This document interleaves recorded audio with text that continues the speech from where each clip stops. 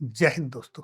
आप सभी का स्वागत है आपके अपने सैनिक वेलफेयर यूट्यूब चैनल में। दोस्तों, जैसा कि आपको पता है, पे कमीशन का अनाउंसेस हो चुका है, लेकिन अभी तक पैनल का गठन नहीं हुआ है। उस पर काम चल रहा है। सेना की तरफ से भी 14 प्रपोजल अपने रिकमेंडेशन पे कमीशन के लिए तैयार किए हैं। आज हम उनमें से एक बहुत ही महत्वपूर्ण रिकमेंडेशन पर बात करने वाले हैं।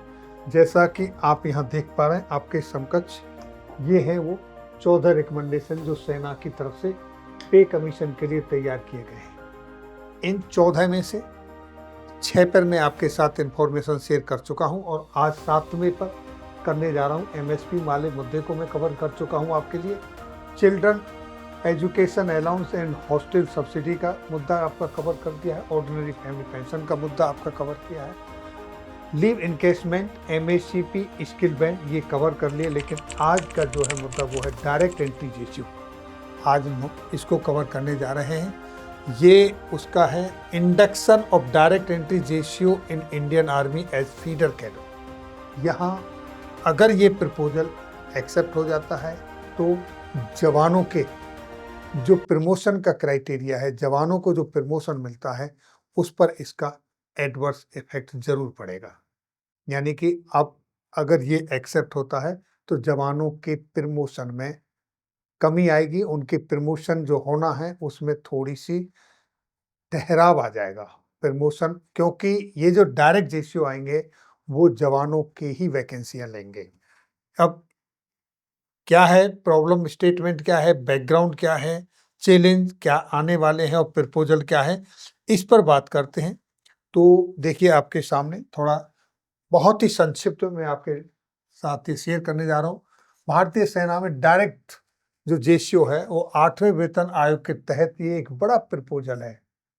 यानी 5% रेशियो की स्ट्रेंथ अब डायरेक्ट ली जाए, इस तरीके का प्रपोजल दिया गया है। इसका उद्देश्य क्या है, ऑब्जेक्टिव क्या है, क्योंकि सेना के अंदर अधिकारियों की काफी कमी है और उसको पूरा करने के लिए गवर्नमेंट की तरफ से स्टेप भी उठाए गए, जैसे शॉर्ट सर्विस कमीशन, वो भी अंडर सब्सक्राइब्ड है, वहां भी पूरे नहीं हो रहे हैं। इस तरीके से डायरेक्ट रेशियो के रूप में उस कमी को पूरा करने की कोशिश की जा रही है, क्योंकि आज का जो युद्ध जो है, जो लड़ाई है, वो तकनीकी नेटवर्क आधारित हो चुका है।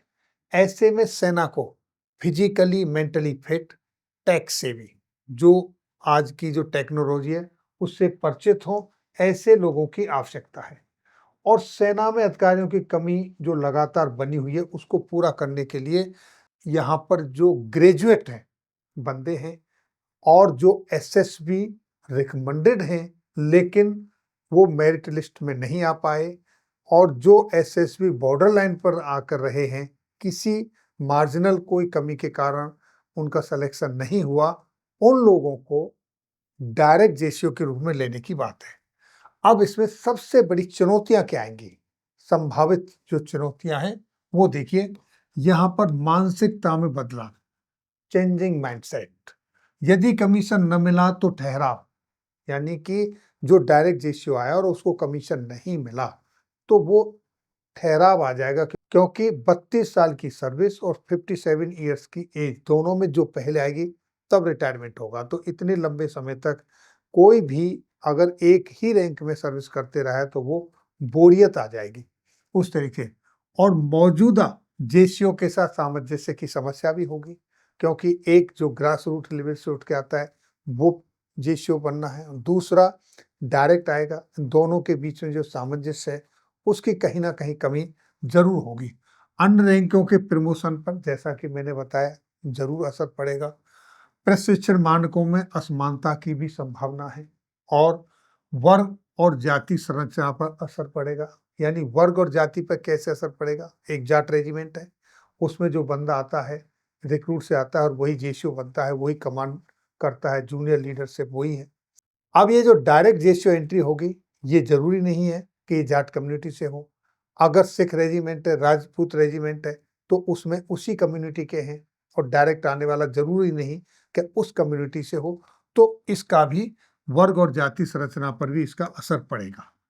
विश्लेषण एनालिसिस की अगर हम बात करें, हाल के सैन्य अभियानों, खासकर ऑपरेशन सिंदूर से यह स्पष्ट हो चुका है कि आधुनिक युग में युवा तकनीकी रूप में सशक्त और शिक्षित नेताओं की जरूरत है। इस तरह की लीडरशिप की आज बेहद आवश्यकता है।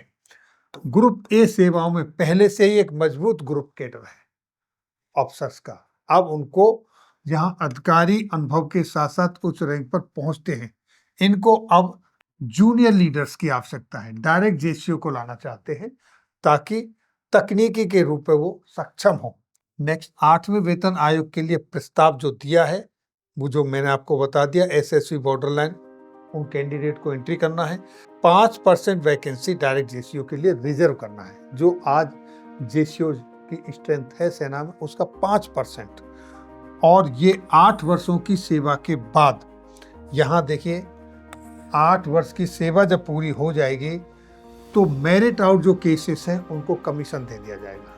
यानी जो पहले एसएसवी में सेलेक्ट हो चुके थे लेकिन वो मेरिट में नहीं आए, तो 8 साल की सेवा के बाद उनको कमीशन मिल जाएगा और उनका जो प्रमोशन है वो up to the lieutenant colonel जाएगा। और जो बॉर्डर लाइन पर थे, केसेस थे, उनको एसएसवी पास करने के लिए 3 मौके मिलेंगे। यानी वो 3 बार सीधे एसएसवी में जा सकते हैं और अगर वहाँ से पास हो जाते हैं तो वो भी कमीशन ऑफिसर हो जाएंगे। और अगर वो एसएसवी क्लियर नहीं कर पाते हैं तो वो सेम कैडर में ही जॉब करेंगे। और ये जो प्रपोजल है, ये जो सिफारिश है, ये ट्रायल प्लान के रूप में 5 वर्षों के लिए पायलट प्रोजेक्ट के रूप में होगी। इसके बाद इसका मूल्यांकन और इसका पुनरावलोकन किया जाएगा, इसको रिव्यू किया जाएगा और अगर ये सफल होती है तो इसको कंटिन्यू किया जाएगा। और अगर ये सफल नहीं होती है, इसमें कोई और इम्प्लीमेंटेशन की ज़रूरत है और सुधार की ज़रूरत है और किसी बदलाव की ज़रूरत है, तो उस तरीके से इसमें काम किया जाएगा। तो दोस्तों, ये थी जानकारी सेना के अंदर डायरेक्ट जेसीओ एंट्री के संदर्भ में जो प्रपोजल दिया गया है सेना के आर्मी पे कमीशन सेल की तरफ से, उसके संदर्भ में। फिर मिलेंगे आपके वेलफेयर से जुड़ी किसी अन्य जानकारी के साथ अगली वीडियो में। तब तक के लिए जय हिंद, जय भारत।